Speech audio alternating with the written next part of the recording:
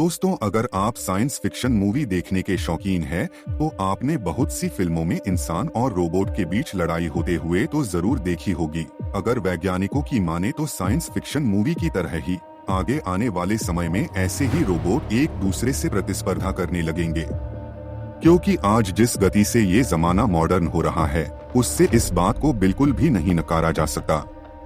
AI यानी artificial intelligent ने हमारी जिंदगी को पूरी तरह से ही बदल दिया। एलन मस्क की कंपनी रेवोल्यूशनरी इन्वेंशन न्यूरालिंक को देखकर ये बात और भी पक्की हो जाती है। न्यूरालिंक ये एक ऐसी चीज है जो आने वाले समय में मेडिकल सेक्टर में क्रांति ला सकती है। इससे मानव सभ्यता और भी विकसित और सूक्ष्म होने वाली है। हाल ही में न्यूरालिंक से जुड़ी एक खबर सामने आई जो वाकई में ही काफी चौंका देने वाली थी।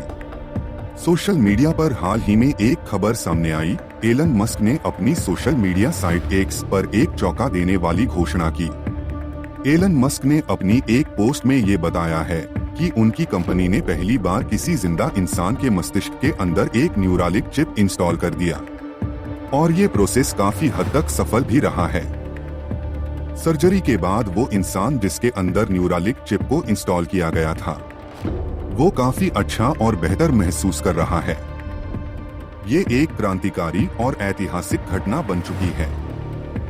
रिपोर्ट के अनुसार पिछले साल नवंबर के महीने में न्यूरालिंक ने अपने पहले ह्यूमन सब्जेक्ट के ऊपर ब्रेन चिप इंस्टॉल किया था।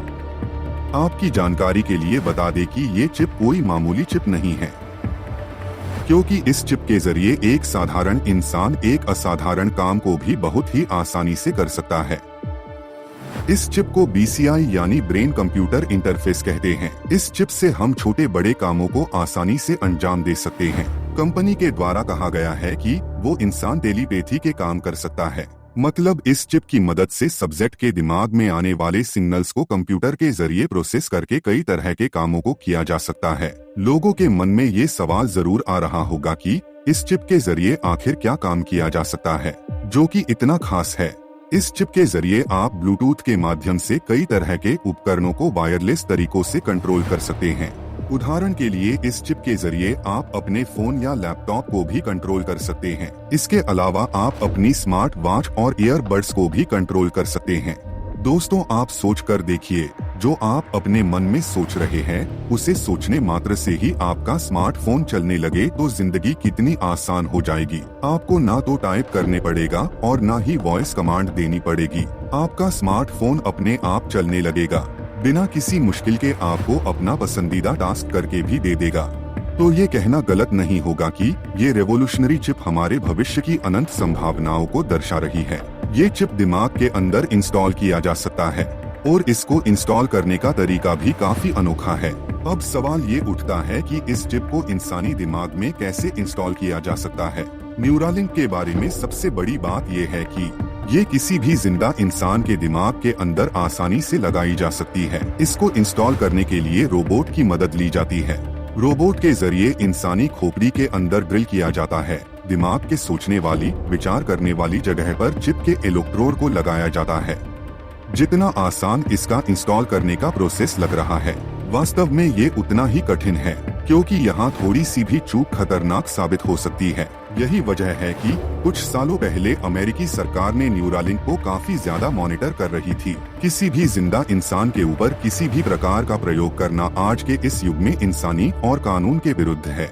इसीलिए ये प्रोजेक्ट हमेशा से ही विवादों से घिरा रहा। इस प्रोजेक्ट के शुरुआती दिनों में सब्जेक्ट को चिप के जरिए कंप्यूटर के कर्सर को नियंत्रण करना सिखाया जा रहा था। यहाँ सबसे खास बात ये है कि इस समय अमेरिकी सरकार भी इसे देख रही थी। बाद में जैसे ही इस प्रोजेक्ट को सरकार की मंजूरी मिली, तब धीरे धीरे इस पर बाकी का भी डेवलपमेंट किया जाने लगा। रिपोर्ट्स बताती है कि न्यूरालिंक प्रोजेक्ट में केवल उन लोगों को शामिल किया गया है जिन्हें पैरालिसिस की बीमारी है। बता दें कि अगर ये पैरालिसिस गर्दन के नीचे हो तो न्यूरालिंक को इंस्टॉल करना बेहतर होता है। कंपनी के अनुसार इस चिप के जरिए उन लोगों को ज्यादा लाभ मिल सकता है जिनका शरीर लकवाग्रस्त होता है। अगर ये चिप सही तरीके से काम करने लगे तो यकीन मानिए ये न्यूरो साइंस के फील्ड में किसी चमत्कार से कम नहीं होगा। इस तरह के आविष्कार लोगों के जीवन को ज्यादा बेहतर बना सकते हैं और उन पीड़ितों की मदद कर सकते हैं जिन्हें इन चीजों की सबसे ज्यादा जरूरत है। भविष्य में इन चीजों की ओर भी ज्यादा रिसर्च होनी चाहिए ताकि जरूरतमंद लोगों को एक बेहतर जिंदगी मिल सके। इन चीजों का सही इस्तेमाल बहुत ही जरूरी है क्योंकि ये टेक्नोलॉजी इंसानों को रोबोट भी बना सकती है। इसीलिए इस तरह के एक्सपेरिमेंट सरकार की निगरानी में ही होने चाहिए ताकि इस तरह के आविष्कारों का कोई भी व्यक्ति दुरुपयोग न कर सके।